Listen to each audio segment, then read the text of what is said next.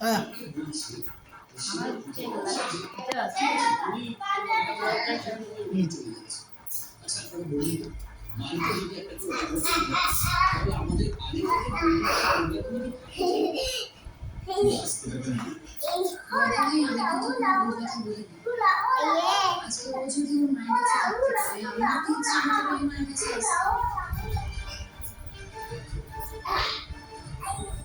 আমি আমার মায়ের কাছে আসতে পারি না?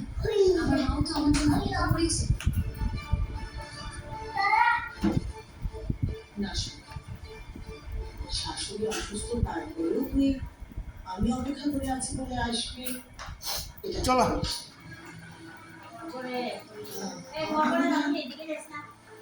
তোমার মা যদি শরীর অসুস্থ হয়ে থাকে তাহলে আজকে রাত্রেই মনে হচ্ছে তুমি ফিরে যাও।